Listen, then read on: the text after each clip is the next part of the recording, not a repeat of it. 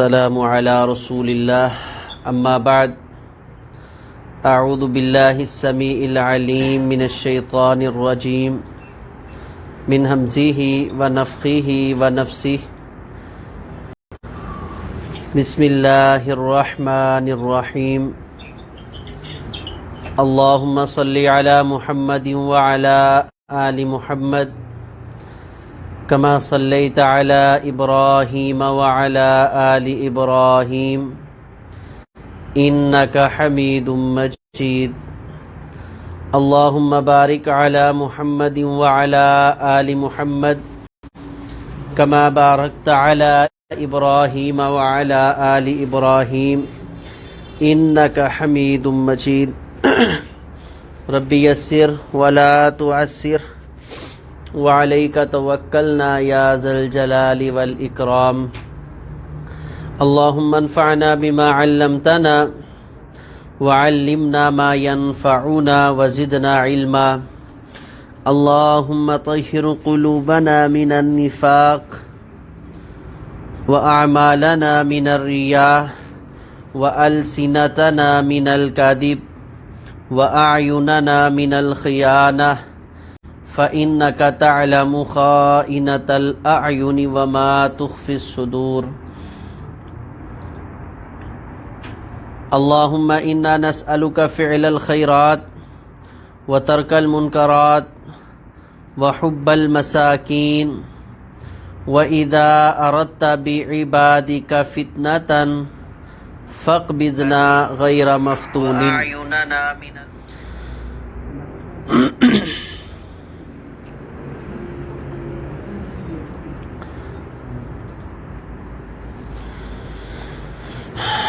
اللہ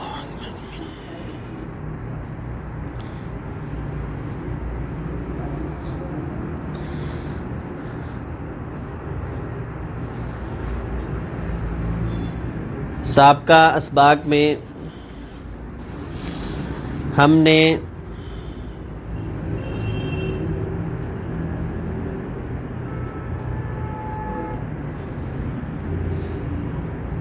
علم المیراث کے حوالہ سے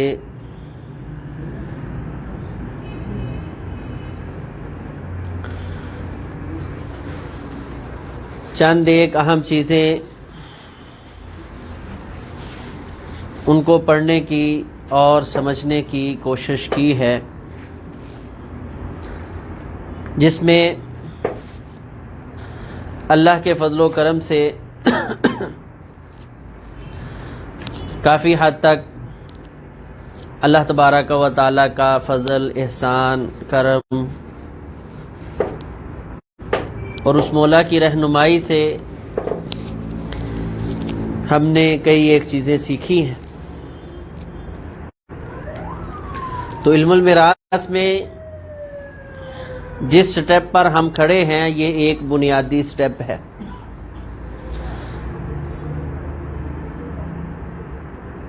کہ جس سے ہم نے ہر صاحب فرض کے حصوں کی پہچان پڑھی ہے،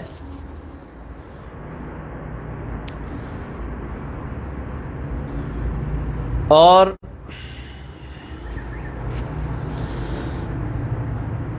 پھر ان کو یہ حصے کہاں سے دینے ہیں۔ کل کے سبق میں ہم نے ہلکی سی یہ بھی شناخت کی تھی، اور میں نے عرض کیا تھا کہ کل ہمارا کلاس کا جو دن ہے وہ آگے سبق نہیں ہوگا، لیکن وہ چند ایک چیزیں جس میں کہ حصص اصل مسئلے سے بعض اوقات بڑھ جاتے ہیں، وہ ایک نئی چیز کل کے سبق میں ہم نے ذکر کی تھی۔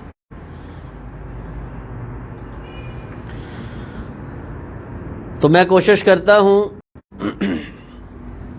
کہ ہم ایک مرتبہ سرسری سا جو وراثت کا یہ سسٹم ہے اس کو دیکھ لیں۔ اللہ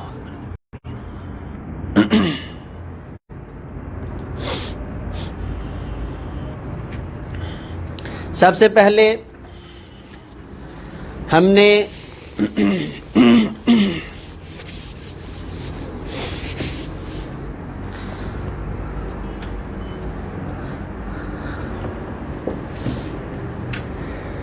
اصحاب الفروض کے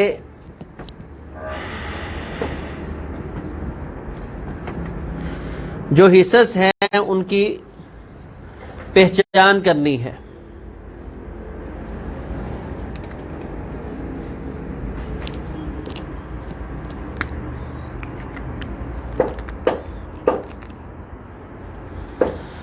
اور میں نے آپ کو چند ایک سوالات دیے تھے.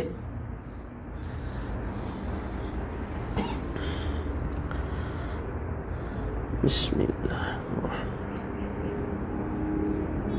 جی.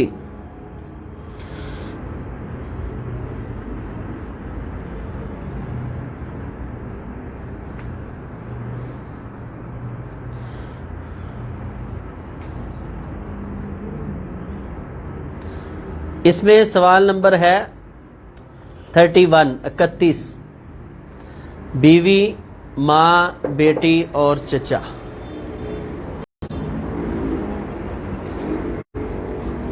بیوی، ماں، بیٹی اور چچا.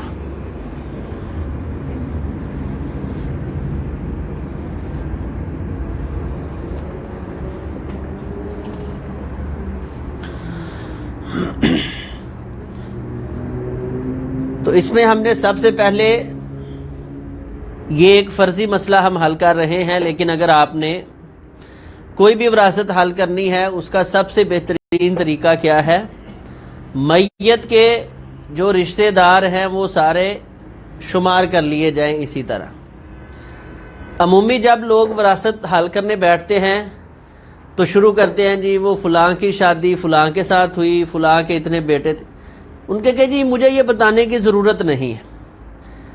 اگر آپ مجھ سے مسئلہ وراثت حل کروانا چاہتے ہیں تو بس جس کی وراثت آپ تقسیم کرنا چاہتے ہیں اس کے رشتہ دار مجھے لکھوا دیں،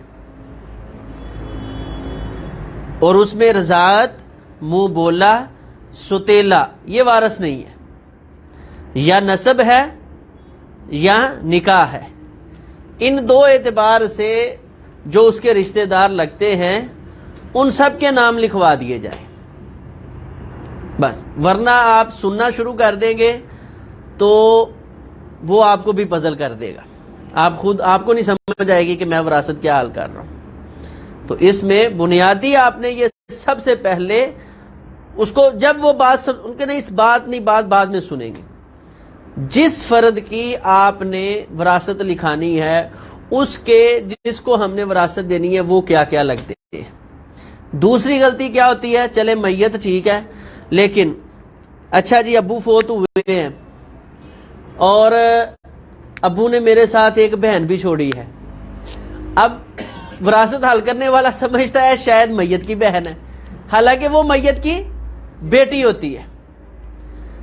تو یہ اہم چیزیں جو بنیادی طور پہ انسان کو پزل کر دیتی ہیں، اس پہ آپ نے ڈٹ جانا ہے. انشاءاللہ پھر آپ کے جو مسائل ہیں وہ تیزی سے حل ہونا شروع ہو جائیں گے.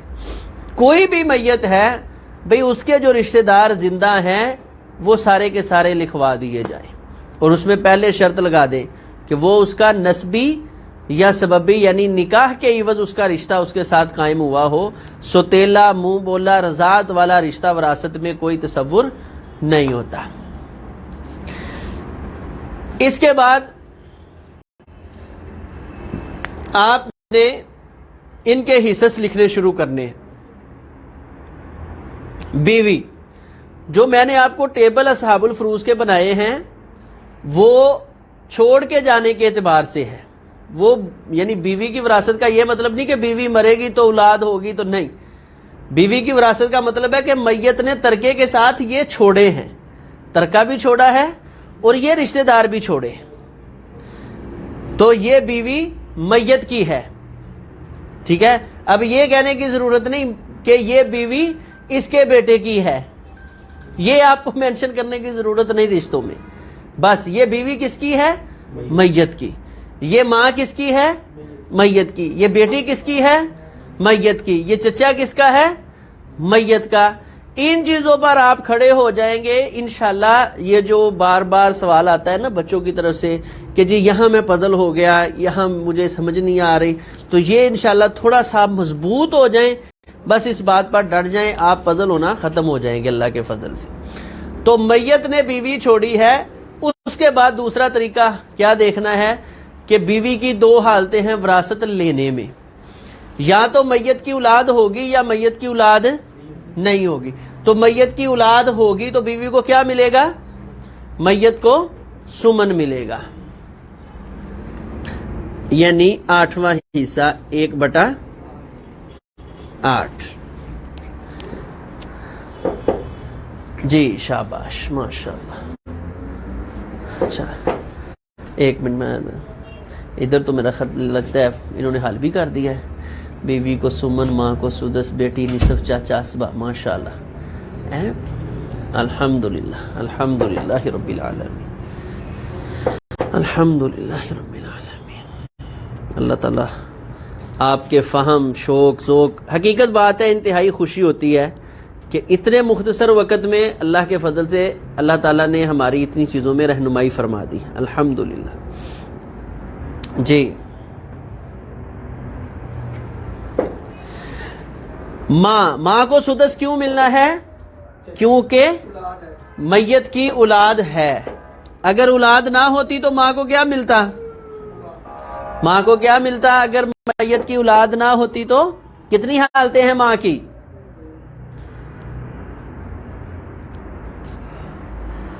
جی ماں کو کیا ملتا جی؟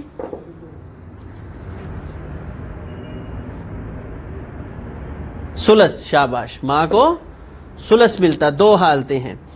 اگر اولاد نہ ہوتی تو اولاد ہے تو ماں کو سدس. بیٹی کو کیا ملے گا؟ بیٹی کو نصف. جی جی بتا رہے ہیں.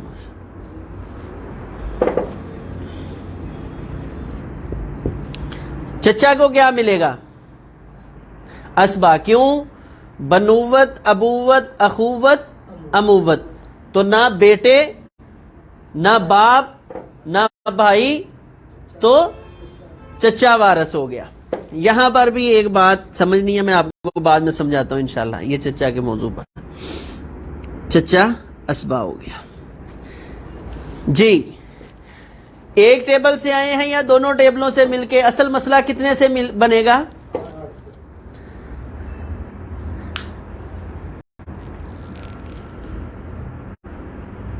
نصف ملے گا بیٹی کو. جی شاباش. اصل مسئلہ 24 سے. شاباش. اصل مسئلہ 24 سے، کیونکہ پہلے ٹیبل کا 8 آ گیا اور دوسرا ٹیبل مکس ہے، تو دوسرے ٹیبل کو ہم نے کیا تصور کرنا ہے؟ 3. اس کا سلس آئے، سلوسان آئے، دوسرے ٹیبل کا سدس آئے. جب مکس ہو کے آئے گا تب ہم نے 3 ہی تصور کرنا ہے. جب الگ آئے گا پھر سدس کو 6 ہم نے تصور کرنا ہے. تو 24 کا 8واں حصہ کیا ہوتا ہے؟ 24 کا 8واں حصہ 3. اس کے جو ایک طریقہ تھا وہ جو میں نے آپ کو بتایا. دوسرا اس کا طریقہ یہ ہوتا ہے کہ جو آپ کو سمجھ آ رہا ہے اس کو آپ لکھ کر یہ جو کل حصے ہیں ان کے ساتھ ضرب دے سکتے ہیں، آپ کو وہ مل جائے گا. مثال کے طور پہ یہ ہمارے پاس 8 ہے، ہم نے 3 دیا. 8 3 24 ہوتے ہیں، تو یہ ہم نے صحیح جواب دیا. اگر کوئی یہاں 4 لکھ دیتا ہے تو 8 4 32. اس کا مطلب ہے کہ یہ حصہ ہم نے صحیح نہیں دیا. یہ بھی ایک تو وہ میں نے آپ کو دیا تھا کہ ایسے ایک کر لیں تو ان کو جو ہے حل کریں. سدس. جی 24 کو 6 پر تقسیم کریں گے تو کیا آئے گا؟ 4. ماں کو کیا مل گیا؟ 4. بیٹی نصف. 24 کا نصف کیا ہے؟ 12. شاباش ماشاءاللہ ماشاءاللہ ماشاءاللہ. اللہ کو جزائے. اچھا جی اب کتنے ہو گئے؟ 12 4 16 16 3 19. باقی کتنے بچ گئے؟ 5. جی تو یہ 24 کے 24 پورے ہو گئے. جی پہلا سوال ہے 24 کیسے آیا؟ 24 کیسے آیا؟ یہ کل کا لیکچر اور پرسوں کا 2 دن یہی لیکچر دیے ہیں کہ اصل مسئلہ کیسے بنانا ہے. اس کے لیے ہم نے پہلے لیکچر میں جس دن اصحاب الفروض کو ہم حصے دے رہے تھے تو 2 ٹیبل بنائے تھے، گروپ اول، گروپ دوم۔ گروپ اول کا مطلب کیا ہے کہ اس میں نصف، ربع، سمن یہ 3 عدد آئیں گے، اور گروپ دوم کا مطلب ہے ثلث، ثلثان اور سدس آئے گا۔ تو اب جب ہم اس انداز میں صاحب فرض کو ان کے حصے دے دیتے ہیں تو پھر ہم یعنی ادھر تو ہم دعویٰ کر رہے ہیں 8واں حصہ دو، پھر دعویٰ کرتے ہیں 6واں حصہ دے دو، پھر ہم دعویٰ کرتے ہیں نصف دے دو، باقی بچا جو ہے وہ دے دو۔ بھئی یہ دینا کس سے ہے؟ باقی کس سے بچے گا؟ کس کا نصف دینا ہے، کس کا ربع دینا ہے؟ تو وہ ہوتا ہے کہ کل مال۔ اب کل مال کو ہم مثال کے طور پہ جی باقی سارا اس کو دے دیں، نصف، اگر نصف اس کو دے دیا، 8واں حصہ اس کو دے دیا، ایسے ڈائریکٹ کرنے لگ جائیں گے تو ہم پزل ہو جائیں گے۔ تو اس کے لیے اصولیین نے کچھ اصول قائم کر دیے جو شریعت کے عین مطابق ہے۔ تو وہ کیا ہے کہ اگر پہلے ٹیبل سے آئے گا نصف، ربع، سمن، اگر یہ سدس یہاں پر نہیں آتا، نصف اور سمن اصل جو ہے صاحب فرض کو مل رہے ہیں، تو اس وقت جو بڑا عدد ہوگا وہ اصل مسئلہ ہوگا، یعنی 8۔ نصف، ربع، سمن آ جائے تو اصل مسئلہ سب سے بڑے عدد کو بنانا ہے۔ نصف میں 2 آتا ہے، ربع میں 4 اور سمن میں 8، تو سب سے بڑا عدد اصل مسئلہ بن جائے گا۔ اسی طرح ثلث 1/3، ثلثان 2/3 اور سدس 1/6۔ تو ان میں اگر یہ تینوں ایک ٹیبل میں آ جائیں تو بڑا عدد جو ہے اس سے اصل مسئلہ بنے گا 6 سے۔ اگر 1/3 اور 2/3 آ جائے تو اصل مسئلہ 3 سے بنے گا، ٹھیک ہے؟ تو یہ اصل مسئلہ بنانے کا طریقہ ہے۔ اگر یہ دونوں مکس ہو کر آ جائیں، جیسے یہ سمن آ گیا پہلے گروپ سے اور سدس آ گیا دوسرے گروپ سے، تو اس وقت پہلے گروپ کا جو بڑا عدد ہے ادھر آیا، یہ نہیں کہ ادھر سے اٹھا لینا ہے، یہاں 4 ہو تو ہم کہ نہیں بڑا عدد اس کا 8 ہی ہے۔ جو ہمارے ٹیبل میں بڑا عدد آیا ہے پہلے گروپ کا، 2 آیا ہے، 2 4 آیا ہے، 4 8 آیا ہے، 8، اس عدد کو ہم نے 3 کے ساتھ ضرب دے دینی ہے، حاصل ضرب ہمارے پاس اصل مسئلہ آ جائے گا۔ اور اس کو مزید اچھے طریقے سے پہچاننے کے لیے ہم نے ذکر کیا تھا کہ آپ ذہن میں رکھ لیں اصل مسئلہ کتنے کتنے سے بن سکتا ہے، 2 سے بن سکتا ہے، 4 سے بن سکتا ہے، 8 سے بن سکتا ہے، 3 سے بن سکتا ہے اور 6 سے بن سکتا ہے۔ پھر اسی طرح 6 سے بن سکتا ہے، یعنی 2 کو 3 کے ساتھ ضرب دیں گے، جی ضرب 3 سے ہی دینا ہے جب دونوں مکس ہو کر آئیں گے۔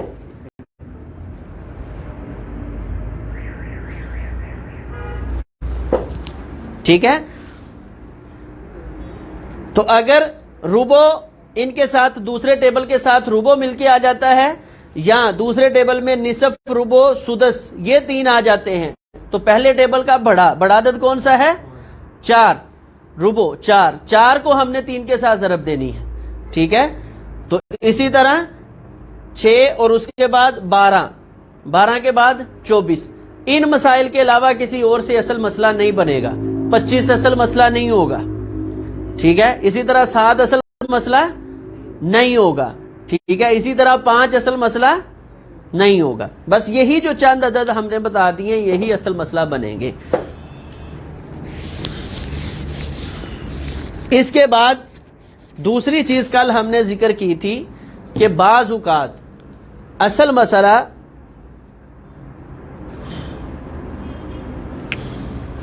جو ہم اصل مسئلہ بناتے ہیں اس سے یہ والے ہمارے حصے بڑھ جاتے ہیں، بعض اوقات وہ والے حصے ہمارے بڑھ جاتے ہیں۔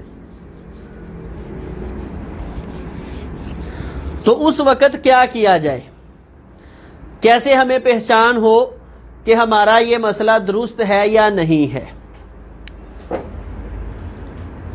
تو اس کے لیے میں نے آپ کو بتایا تھا کہ بڑھنے والے صرف 3 عدد ہیں۔ نمبر 1 6، 12 اور 24۔ ان کے علاوہ اگر مسئلہ 8 سے بنا ہے، 4 سے بنا ہے، 2 سے بنا ہے اور عدد جو ہیں یہ والے جمع کر کے بڑھ گئے تو ہم نے اصل مسئلہ غلط بنایا ہے. یہ نہیں ہو سکتا کہ اصل مسئلہ ہم نے 3 سے بنایا ہو, جب ورثہ کو دے دیے تو وہ جمع ہو گئے 5 یا 4 ہو. یہ نہیں ہو سکتا. اگر ایسے ہو گیا تو ہم نے اصل مسئلہ یا صاحب فرض کو ان کے حصے غلط دیے. ٹوٹل مال, جی اصل مسئلے کا مطلب ہوتا ہے ٹوٹل مال. ٹوٹل مال کے کل حصے کتنے کرنے ہیں, اور وہ حصے ہم نے کل اتنے حصے کرنے ہیں کہ سب کا حصہ اس میں سے نکل آئے گا. ٹھیک ہے, ایسا بڑا عدد ہم نے تصور کرنا ہے. ٹھیک ہے, اس کو کہتے ہیں کل مال کے کل اتنے حصے کریں گے اور ان میں سے ہم اتنے اتنے دیتے جائیں گے. ٹھیک ہے, وہ مثال کے طور پہ ایکڑ زمین ہے تو ایکڑ زمین کے ہم 24 حصے کریں گے. یہ آگے پھر وہ کیسے ہوں گے, وہ مال کو کیسے تقسیم کرنا ہے, پہلے ہم نے اس کی کل ترکے کو, کل مال کو 24 حصوں میں تقسیم کرنا ہے. جو 24 میں 3 اس کا ہے, 4 اس کا ہے, اس طرح 8 اس کا ہے, اور باقی جو ہے ان کے 12 اس کا ہے. اس طرح سارے ہم نے دیتے جانا ہے. جی, ان چیزوں میں اگر کسی کو کوئی سمجھ نہیں آئی, اگر ہم نے وراثت تقسیم کرنی ہو تو کل مال کو جتنا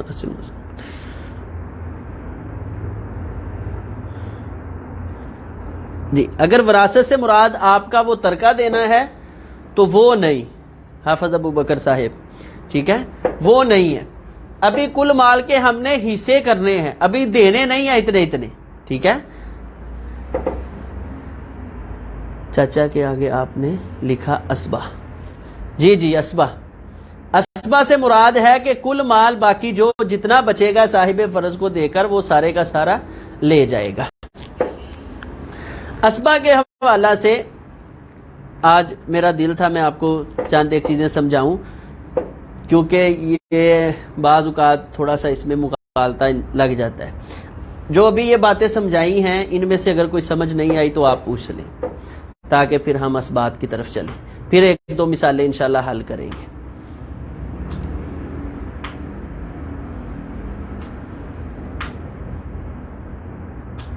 چچا اور تایا, یہ میں ابھی بتانے لگا ہوں, یہ چچا اور تایا یہ ایک ہی ہوتے ہیں.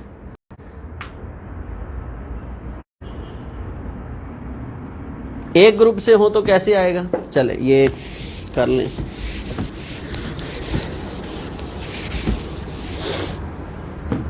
میت نے چھوڑی ہے, میت چھوڑ کے چلا گیا اپنے ورثاء میں خامد اور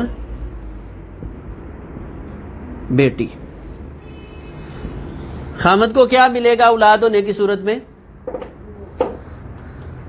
خامد کو اولاد ہونے کی صورت میں ربع ملے گا. شاباش, یعنی 1/4.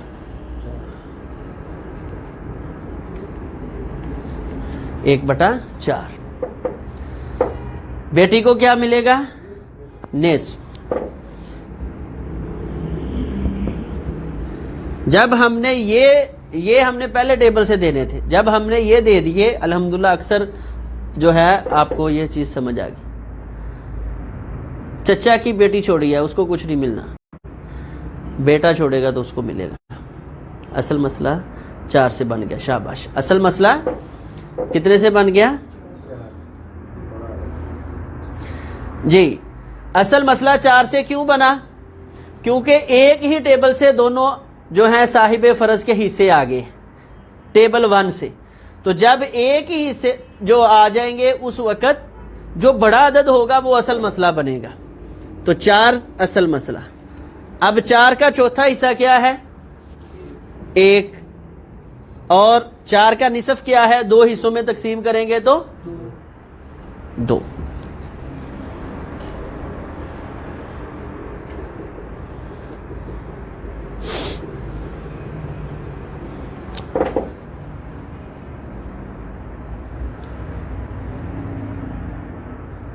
جی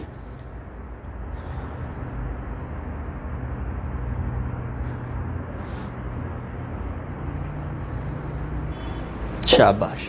جی اب آ گئی ہے سمجھ, کسی کو نہیں سمجھ آئی تو ایک حصہ بچ گیا کوئی بات نہیں. ابھی ہم وہاں نہیں پہنچے جی. ابھی اصل آپ ایک قدم آگے جاتے ہیں. میں کہتا ہوں کہ آپ ابھی یہی سمجھے بس, ٹھیک ہے, ایک قدم آگے ہم نے نہیں جانا. جیسے کل آپ کو یہ چیز آج بھی میں نے سمجھا دی ہے کہ جو بڑھ گئے, اب کہتے ہیں جی بڑھ گئے تو اس کو کیا کریں گے, تو ہم اس کو چیک کریں گے. اگر 12 کا 13 اور 15 بنتا ہے تو یہ مسئلہ ٹھیک ہے, کل ہمارے پاس پہلے اصل مسئلہ 12 تھا, اب 15 بنا لیں گے, کوئی مسئلہ نہیں. اسی طرح کم ہو جائیں گے, ان کا حل بھی ہے. گروپ بی 7 بھی ایک مثال, 3 حصے ہو گئے. یہ تو نہیں, یہ آپ نہیں, مجھے سمجھ نہیں آئی بیٹا آپ کیا سوال کر رہے ہیں.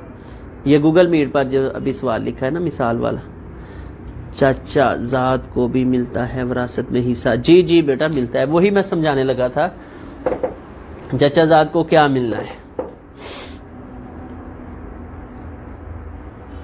جی اس میں کوئی سوال کسی کا ہے تو کریں, پھر ہم یہ چچا زاد اور یہ جو جتنے زادے ہیں ان کو بھی چیک کریں کدھر جاتے ہیں یہ. جی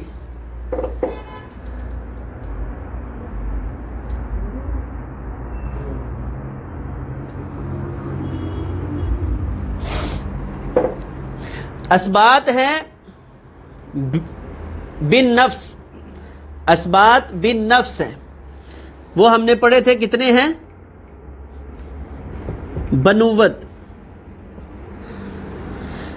اب بنوت جو ہے یہ نیچے تک جائے گی, بنوت اسبا بنے گی نیچے تک, مطلب بیٹے, بیٹوں کے بیٹے,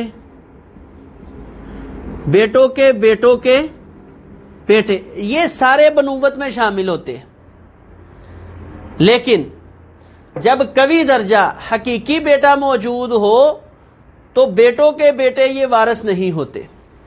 ہمارے ہاں بیٹے کے بیٹے کو کہا جاتا ہے پوتا, لیکن شرعی وراثت میں اس کو بھی بیٹا ہی کہا جاتا ہے, اس کے احکام, لیکن بیٹے کی عدم موجودگی میں.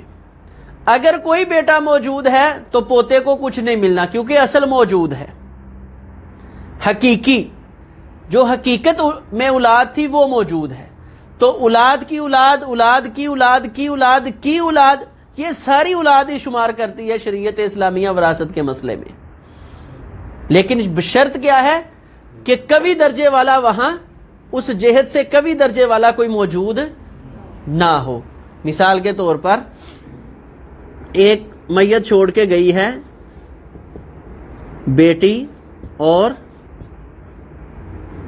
پوتا, بیٹی اور پوتا,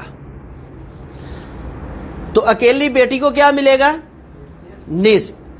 پوتے کو کیا ملے گا, پوتا اسبا بن جائے گا, کیونکہ میت کا بیٹا نہیں, تو بیٹے کی عدم موجودگی میں پوتا جو ہے یہ بیٹے کی جگہ پر آتا ہے. جی اب کسی کا کوئی سوال؟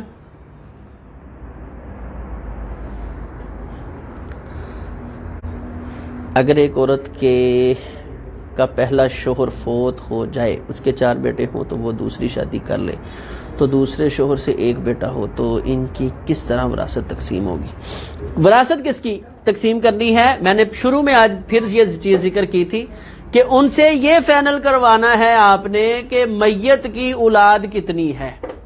یہاں جو آپ کا سوال ہے اس میں میت کے 5 بیٹے ہیں, ٹھیک ہے, 4 پہلے خاوند سے اور 1 اگلے خاوند سے, تو کل میت کے 5 بیٹے ہیں. اس نے 5 بیٹے چھوڑے ہیں, ٹھیک ہے,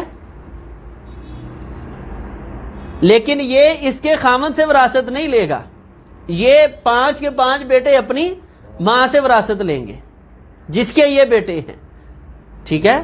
اگر ان کی ماں کا خاوند فوت ہوا ہے تو جو اس کا بیٹا ہے وہ اس سے وراثت لے گا. میں بار بار یہ ذکر کر رہا ہوں, ستیلے, منہ بولے, رضاعت والے وراثت میں ان کا کوئی تصور نہیں ہے، حقیقت پر مبنی بات ہونی ہے، ٹھیک ہے جی۔ باپ تو ایک ہی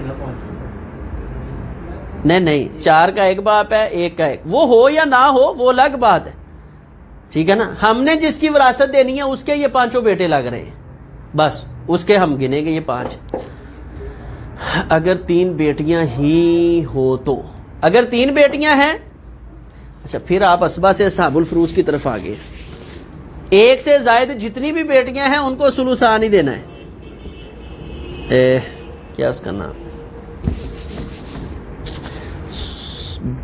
3 بیٹیاں چھوڑ کے گیا ہے جی، 3 بیٹیوں کا کیا ہے ثلثان، تو اصل مسئلہ کتنے سے بن گیا 3 کا ثلثان کیا ہے 2 ان بیٹیوں کو مل جائے گا۔ میت کی کچھ رقم کیش کی صورت میں ہوتی ہے یا اس کا پاس جب جیب میں ہوتی ہے تو کیا وہ بھی وراثت ہوتی ہے؟ اس کا ترکہ ہے، جیب میں ہو، بینک میں ہو، کسی کو پکڑائی ہو، کسی کو قرضہ دیا ہو، کسی سے لینی ہو، کسی بھی صورت میں ہو، جو اس کی ملکیت ہے وہ اسی کی ہے، وہ ترکے میں شمار ہوگی۔ وہ گاڑی کی صورت میں ہو، گھر کی صورت میں ہو، زرعی زمین کی صورت میں ہو، سونے کی صورت میں ہو، کسی بھی صورت میں ہو، قیمتی کپڑوں کی صورت میں ہو، جس کو آپ ترکہ سمجھ سکتے ہیں۔ ایک غیر معمولی چیزیں جیسے عام کپڑے ہیں یا جو ہے جوتا ہے، دیگر جو ضروریات زندگی کا کوئی تھوڑا بہت سامان ہے، کیا اجناس جو بھی اس کی ملکیت میں ہے وہ ساری وراثت یعنی ترکے میں شمار ہوں گی۔ یہاں بطور صدقہ ہم اس کو کسی کو دے سکتے ہیں وراثت؟ نہیں، صدقہ تو کر سکتے ہیں، وہ 1/3 سے کم ہی ہوگا، ٹھیک ہے، کرنا ہے تو کسی نے صدقہ، لیکن وہ ترکے میں شامل کرے، سب راضی ہیں، ٹھیک ہے جی، اس کے یہ کپڑے جو ہے نا صدقہ کر دیں، ٹھیک ہے، جیسے ہمارے یہاں تو چلو جی مولوی صاحب گھر بھیج دیو، ہے جی، ہاں کوئی نہیں پا رہا تو قاری صاحب دے دیو، کوئی گل نہیں، قاری صاحب ہے سر پھر سے بتائیں جی، میں بتاتا ہوں۔ اب کیا بتاؤں، بیٹیوں والا یا بیٹوں والا بتا رہا تھا اسبا کا، اصل آج گھوم رہے ہیں نہیں وہ ٹھیک ہے، مسئلہ ایک، یا تو پھر اصحاب الفروض ہی چلاتے چلتے ہیں، ابھی اسبا کال کر لیں گے، کوئی مسئلہ نہیں، ایک پھر آئیں۔ اصل وہ سوال کر رہے تھے یہ ابھی میت کا خامد بھائی 2 زیادہ، یہ کیا ہے، بیوی بھائی ہے، پہلے 1 منٹ صرف ابھی سوال تھوڑے سے روکے، تو مجھے بس یہ اسبا والا تھوڑا سا سمجھا لینے دیں تاکہ جو ہے نا وہ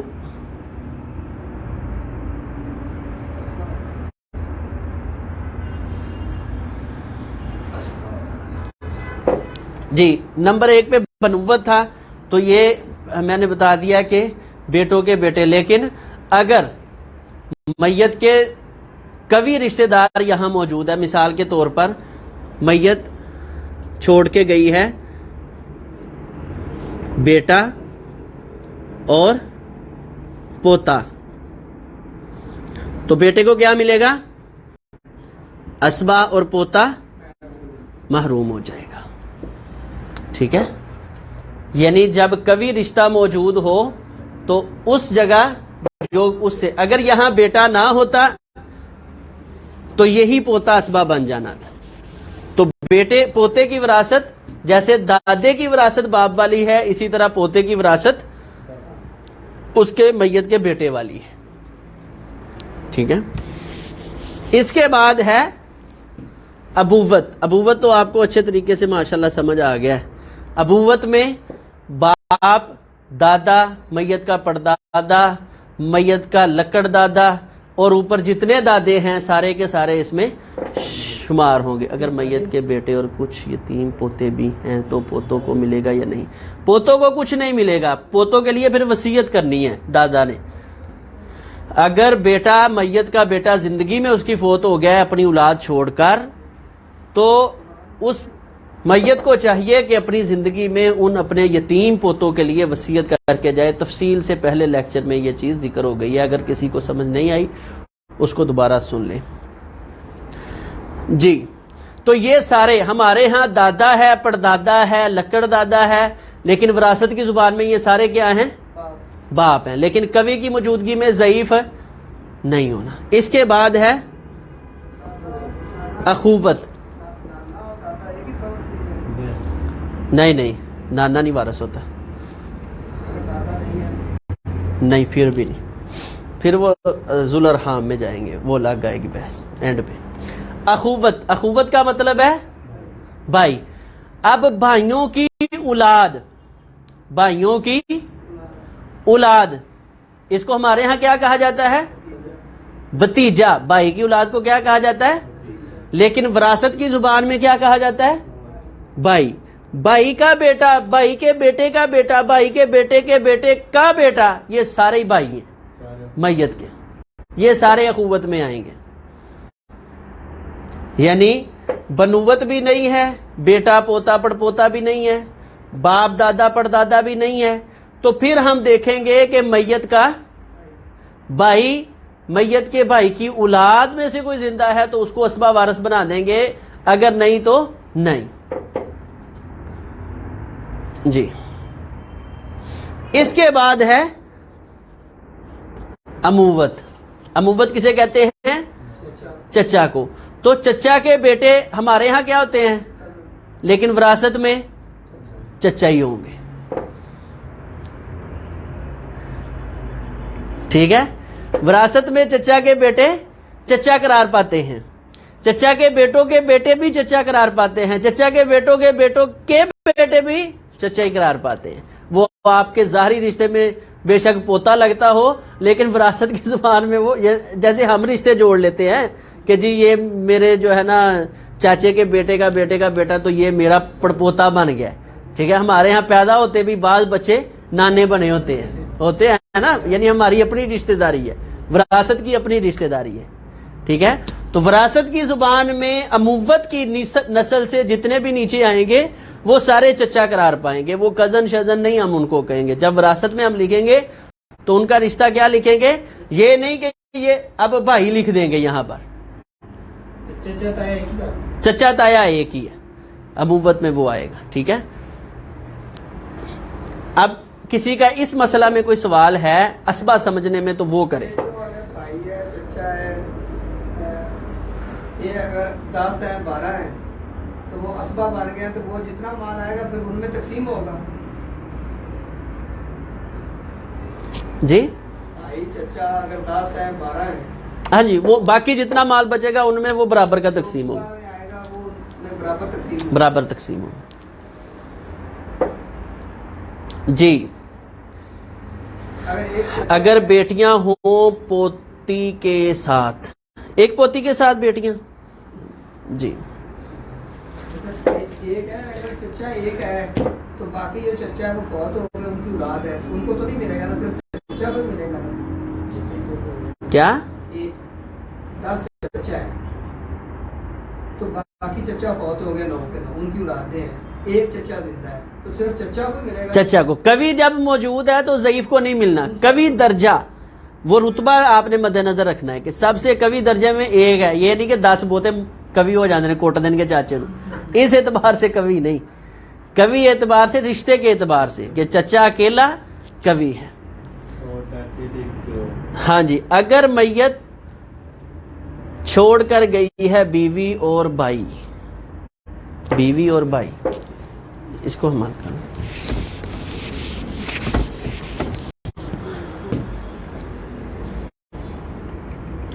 بیوی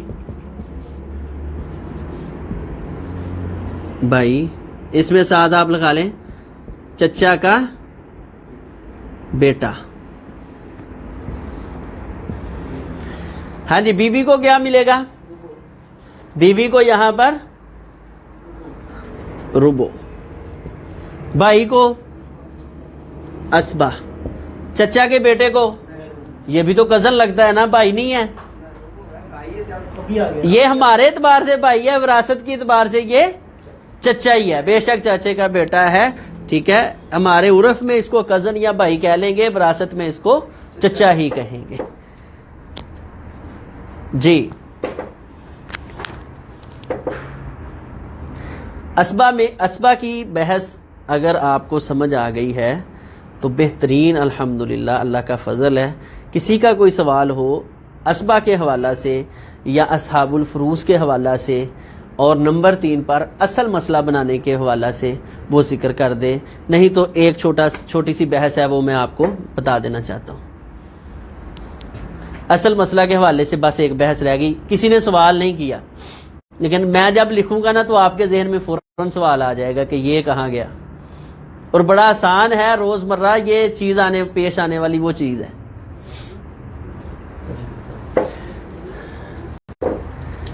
جی ہاں جی، کون حل کرے گا؟ جی کون حل کرے گا؟ بسم اللہ۔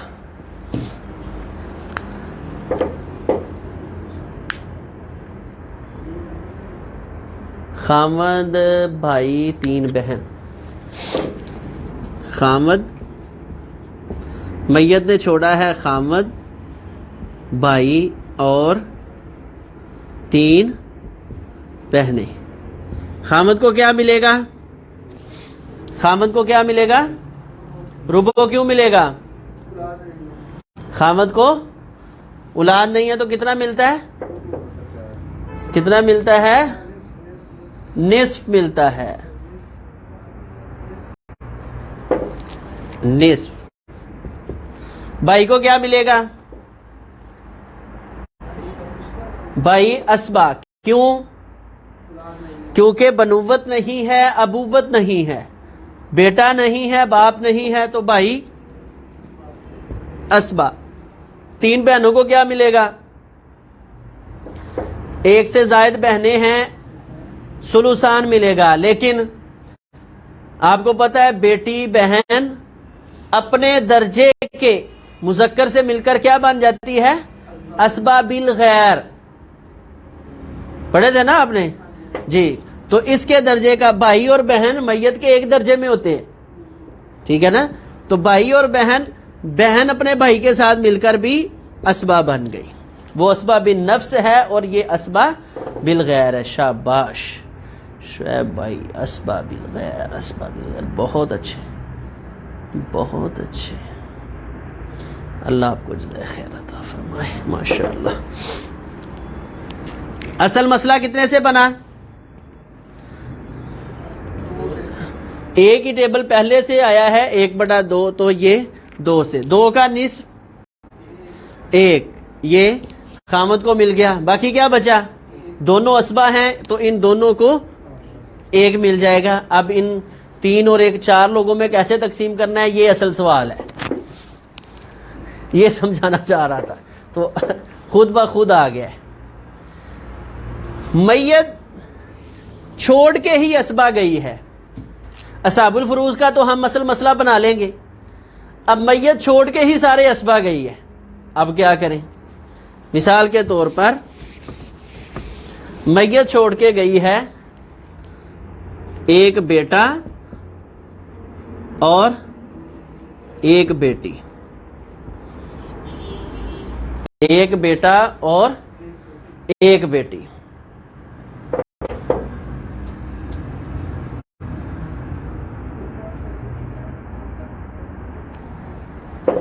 جی، بیٹے کو کیا ملنا ہے اور بیٹی کو؟ کیونکہ اپنے درجے کے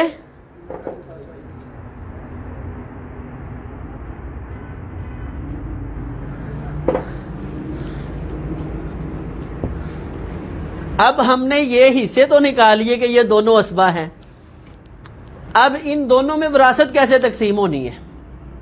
تو جب ٹیبل کے اندر صرف اسبات آ جائیں تو اس وقت طریقہ کیا ہے کہ ہم نے ان کی تعداد گن لینی ہے، صاحب فرض کی تعداد، لیکن جب ہم نے صاحب فرض کی تعداد گننی ہے اس وقت ہم نے یہ مد نظر رکھنا ہے کہ بیٹی کے مقابلے میں بیٹا دگنا لیتا ہے، تو بیٹے کو ہم نے 2 ہی تصور کرنا ہے، تو گویا یہاں کل کتنے افراد ہو گئے؟ 3، تو اصل مسئلہ کتنے سے بن گیا؟ تو بیٹے کو 2 اور بیٹی کو 1 مل گیا۔ اسی طرح جتنے بھی آ جائیں ان کو بیٹوں کو ڈبل کر کے آپ گن لیں. مثال کے طور پر یہاں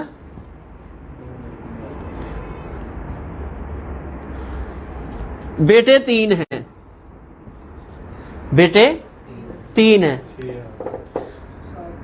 تو 3 بیٹوں کو ہم نے ڈبل کیا 6 اور 1 بیٹی ہے, تو اصل مسئلہ کتنے سے بن گیا؟ 7 سے. تو 6 ہم نے بیٹوں کو دے دیے, 1 بیٹی کو, ہر بیٹے کو 2 آ جائیں گے. للذکر مثل حظ الانثیین.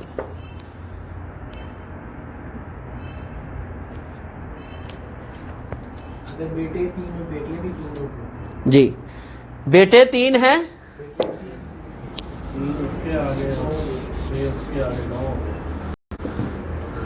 3 بیٹے ہیں, 3 بیٹیاں ہیں, تو بیٹوں کو ڈبل کر لیں.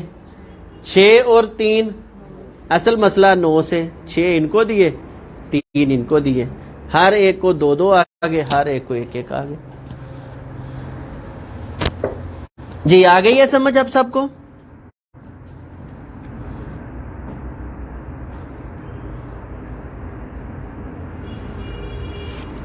جی کسی کا کوئی سوال ہو تو آپ سوال کر سکتے ہیں. آج کے سبق میں ہم نے پچھلے سبق کو جو ہے اکٹھا کرنے کی کوشش کی ہے. اس میں سب سے پہلا کام تھا اصحاب الفروض اور ان کے حصے. اصحاب الفروض کو ان کے حصے دیے. اس کے بعد یہ حصے جو ہیں ان کو کیسے دینے ہیں, یہ حصے ان کو کیسے دینے ہیں. تو ٹیبل گروپ نمبر 1 اور گروپ نمبر 2 دونوں کو ہم نے الگ الگ اچھے طریقے کے ساتھ یہ سمجھا ہے. گروپ اول آ جائے تو بڑا عدد جو ہے وہ اصل مسئلہ بنے گا, اکیلا گروپ دوم ہے تو بڑا عدد جو ہے وہ اصل مسئلہ ہوگا. دونوں مکس ہو کر آ جائیں تو ان میں سے یعنی گروپ اول میں سے جو بڑا عدد آیا ہے اس کو ہم 3 کے ساتھ ضرب دے دیں گے, حاصل ضرب جو ہے وہ اصل مسئلہ بن جائے گا. اس کے بعد ہم نے یہ پہچاننا ہے کہ یہ اصل مسئلہ ہم نے صحیح بنایا ہے یا غلط. تو اس کی پہچان کا طریقہ کیا ہے کہ 2, 4, 8 اور 3, یا پہلے ٹوٹل اصل مسئلے بنا لیں. اصل مسئلے کتنے سے بنتے ہیں؟ 2, 4, 6, 8, 3, 12 اور 24. یہ 7 کل اصل مسئلے بن سکتے ہیں اسبات کے علاوہ, صاحب فرض کے, کیونکہ اسبات تو سیدھا سیدھا ہے. تو یہ کل 7 جو ہیں اصل مسئلے بن سکتے ہیں. 2, 4, 8 یہ پہلے ٹیبل کے, اور اس کے بعد 3 اور 6, اور پھر پہلے ٹیبل کا نصف لے کے دوسرے ٹیبل میں مکس کریں گے تو 6 وہی آ گیا. اس کے بعد پہلے کا ربع یعنی 4 لے کے دوسرے ٹیبل کے ساتھ مکس کریں گے تو 12, اور اس کے بعد 24. جی جب دوسرے گروپ کو 3 تصور کرنا ہے, پہلے گروپ کا جو بڑا عدد ہے وہ لینا ہے, ٹھیک ہے, یعنی 2 اور سدس آ جائے تو 2 کو 3 کے ساتھ ضرب دینی ہے. 4 اور سدس آ جائے 4 کو 3 کے ساتھ ضرب دینی ہے. 8 اور سدس ثلث آ جائے تو ضرب 8 کو 3 کے ساتھ ہی دینی ہے. خالی 3 بیٹیاں ہوں تو ثلثان ہوگا. استاد صاحب اس کو کر دیں. جی میں کرتا ہوں انشاءاللہ. ابھی یہ تھوڑی سی مجھے ایک بار نا خلاصہ کر لینے دے تاکہ ہمیں سمجھ آ جائے کہ ہم کہاں تک پہنچے ہیں, کل اس انداز میں ہم لیکچر آگے چلا سکیں. تو یہ ہے اصل مسئلہ, یعنی 7 اصل مسئلے ہیں. 2, 4, 8, 3 اور 6, 12 اور 24. یہ کل 7 اصل مسئلے بن سکتے ہیں. اس کے علاوہ کوئی اصل مسئلہ نہیں بنتا سوائے اسبات کے. اور پھر ان میں سے 4 ایسے ہیں جن کے اصل مسئلے سے کبھی یہ جو حصص ہیں یہ نہیں بڑھ سکتے. وہ کون سا ہے؟ 2, 3, 4 اور 8. 2, 3, 4 اور 8. یا دوسرے لفظوں میں یہ سمجھ لیں کہ گروپ اول کا جو اصل مسئلہ اکیلا بنے گا وہ کبھی اس کے حصے اس سے نہیں بڑھ سکتے, اور گروپ دوم کا ثلث جو ہے اس کے حصے اس سے کبھی نہیں بڑھ سکتے. پیچھے رہ گیا ہمارے پاس 6 12 اور 24.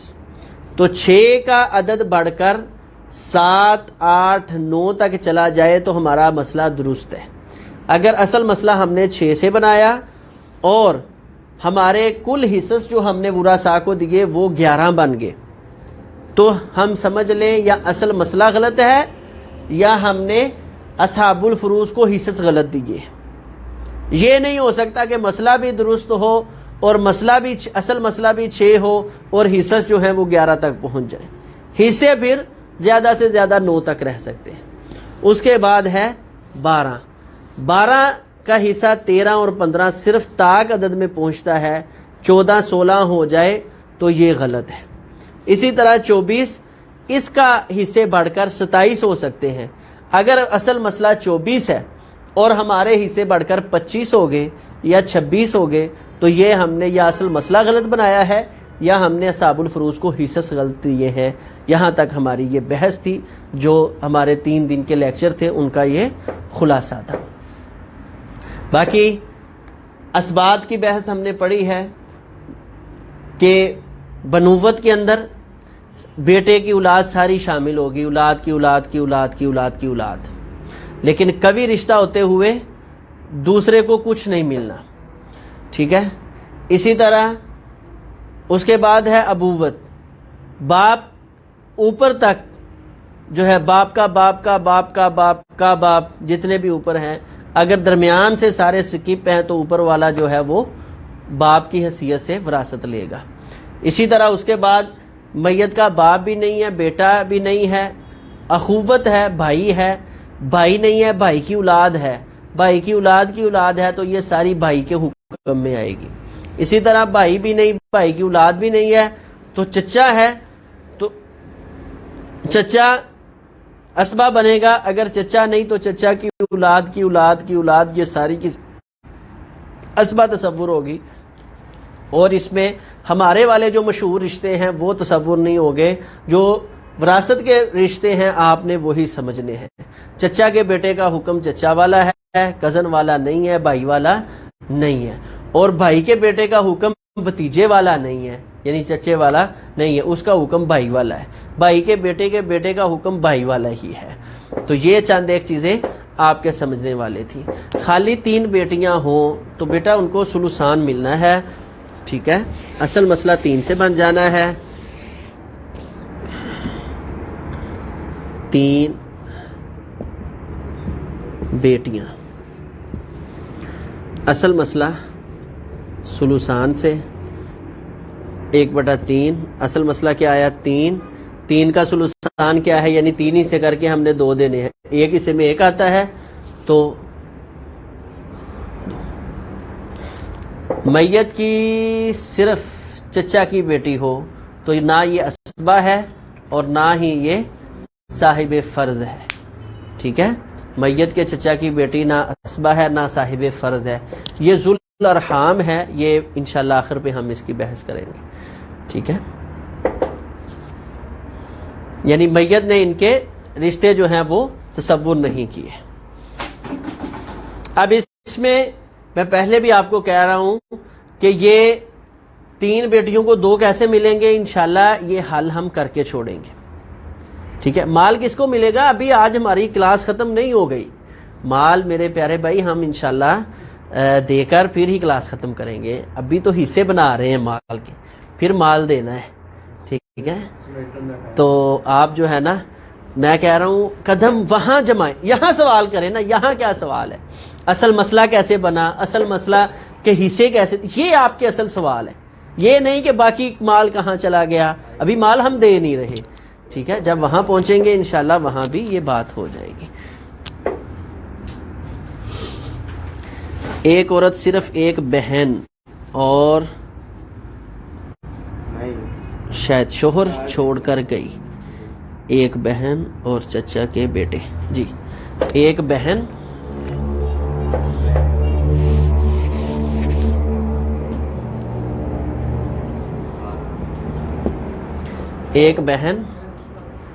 شوہر اور کیا چھوڑا ہے, اور چچا کے بیٹے. بیٹے کتنے ہیں؟ ایک ہی چلے، ایک ہو یا چار ہو، ایک ہی پر کام.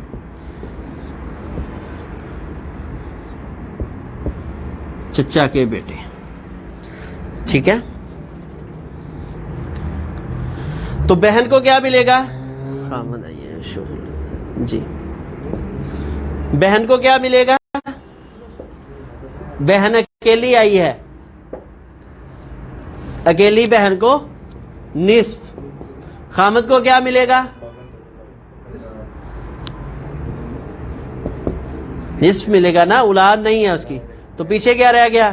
چچا کا بیٹا. یہ کیا بنے گا؟ اسبا. اصل مسئلہ کتنے سے بنا؟ دونوں پہلے ٹیبل سے ہیں، کسی ایک سے بنا لیں گے، یعنی 2 سے اصل مسئلہ بن گیا. 2 کا نصف کیا ہے؟ 1. پھر 2 کا نصف کیا ہے؟ 1. باقی کیا بچا؟ کچھ بھی نہیں. ٹھیک ہے.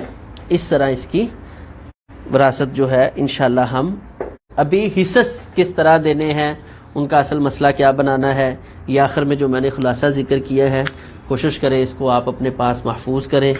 ٹھیک ہے. اور زیادہ سے زیادہ، کل آپ کو میں نے دیے تھے کام کے لیے کچھ سوالات، اس کو زیادہ سے زیادہ حل کرنے کی کوشش کریں، اس کو خود سمجھیں، غور فکر کریں اس پر.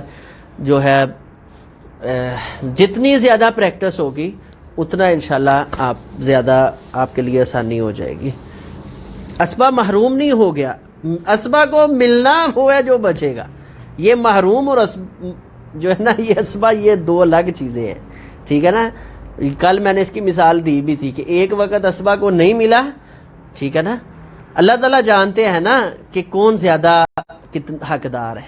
اب یہ دیکھیں نا، اس کی بہن اور شوہر موجود ہے، تو چچا کے بیٹے کو کچھ نہیں ملا، کوئی بات نہیں. ٹھیک ہے نا. اسبا کو کچھ نہیں ملا، محروم نہیں. محروم کا مطلب ہوتا ہے کہ شریعت میں اس کی وراثت اس وقت ہے ہی نہیں. جی جی. دونوں کو نصف نصف مل گیا نا، تو اسبا کو بس اسبا کا درجہ مل گیا، بالکل مال کوئی نہیں ملنا. جی. اور کوئی سوال ہے تو آپ کر لیں.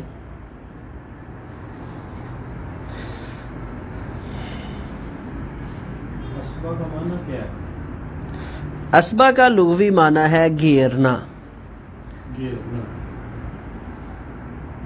اللاتی چاچا کون ہوتا ہے؟ یعنی پدری چچا، باپ کا جو بھائی ہے، باپ کی طرف سے سکا. ٹھیک ہے. حقیقی بھائی نہیں ہے. یعنی دادا جی نے 2 شادیاں کروائی ہوئی تھی، تو دونوں سے ایک ایک بیٹا ہو گیا، تو وہ آپ کا پدری چچا ہے. آپ کا سوال پاکستانی کیا ہے؟ آپ کا سوال کیا ہے؟ میرا جواب یہ: میت عورت کی ہی تو اخوت میں بھائی ہوں گے. اگر میت عورت ہے تو اخوت میں بھائی ہوں گے، تو اس کے تو کیا بھائی کے بیٹے شمار ہوں گے؟ جی جی. یعنی اگر اس کا میت کا اپنا بیٹا نہیں ہے، اپنا بھائی نہیں ہے، اپنا باپ نہیں ہے اور اپنا سگا بھائی بھی نہیں ہے، تو پھر بھائی کے جو بیٹے ہیں وہ بھائی کی تصور ہو کے اسبا بن جائیں گے. ٹھیک ہے. یعنی جو ہمارے ہاں بھتیجے ہوتے ہیں پھوپھو کے، وہ میت کے بھائی، وراثت میں وہ بھائی ہوں گے. ٹھیک ہے. اللہ تبارک و تعالی ہم سب کا حامی و ناصر ہو، خیر و برکت کے ساتھ ہمیں نواز دے. انشاءاللہ العزیز کل ہمارا اگلا سبق شروع ہوگا. میں امید کرتا ہوں آپ اس پہ محنت کریں گے. انشاءاللہ اس کو جو ہے اچھے طریقے کے ساتھ سمجھنے کی کوشش کریں گے. اللہ تبارک و تعالی آپ کو شرح صدر عطا فرمائے. کسی قسم کی بھی قدغن، کوئی پریشانی اللہ تعالیٰ وہ دور فرما دے. ہم سب کا حامی و ناصر ہو. اقول قولی ھذا استغفر اللہ لی ولکم ولسائر المسلمین.